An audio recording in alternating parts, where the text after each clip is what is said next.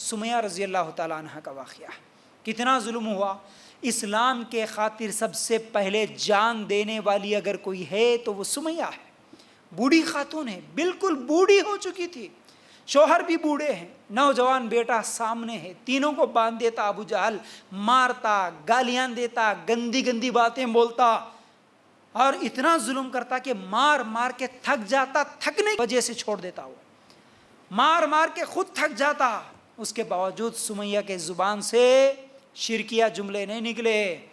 آج نام تو رکھ لیتے ہیں ہم لوگ بڑے شوق سے, سمیہ, عائشہ, فاطمہ, سب نام ہیں ہمارے, لیکن کیا ان کے جیسا ایمان ہے؟ ان کے جیسا اسلام پر عمل بھی ہے؟ یہ ہم لوگوں کو غور کرنے کی بات ہے. سمیہ کو, ایک بوڑھی خاتون کو, عورت کو, صرف اس وجہ سے کہ وہ میرا رب اللہ کہتی ہے, اس ایک وجہ سے, اس کے علاوہ کوئی دوسری وجہ نہیں تھی سمیہ کو ستانے کے لیے. صرف توحید کا اقرار کری تھی.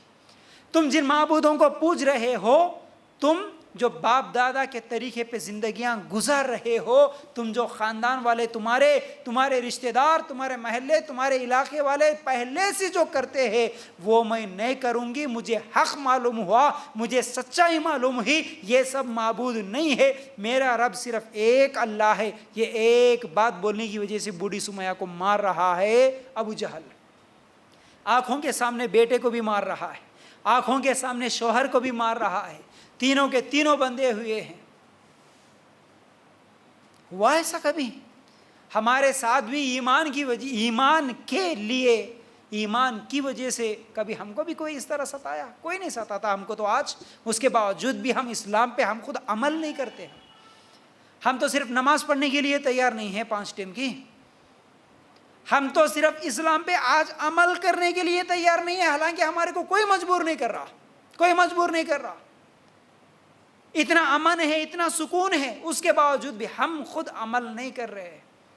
لیکن کیا ہوا سمیہ کے ساتھ؟ ایک دن مار مار کے تھک گیا اور بولتا ہے کہ دیکھ سمیہ, ابھی بھی وقت ہے, میں تجھے چھوڑ دوں گا. بول, اللہ تیرا معبود نہیں ہے. سمیہ کی زبان سے الفاظ نہیں نکل رہے تھے. مار مار کے تھک گیا, تھوڑی دیر رکا. سمیہ کے ہونٹ حرکت کر رہے تھے. ابو جہل خوش ہو گیا.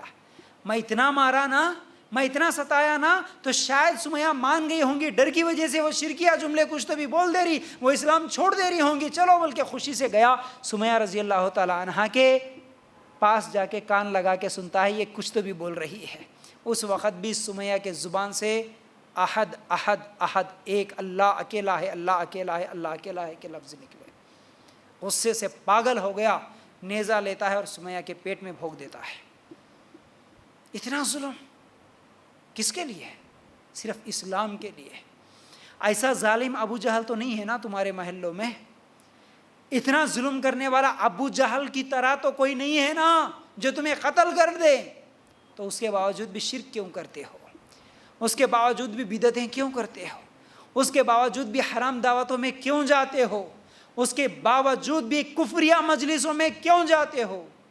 کئی لڑکیاں ہیں جو یہ بھی کہتی ہے نہیں, ہم کو گھر والے مجبور کرتے ہیں بے پردہ گھومنے کے لیے.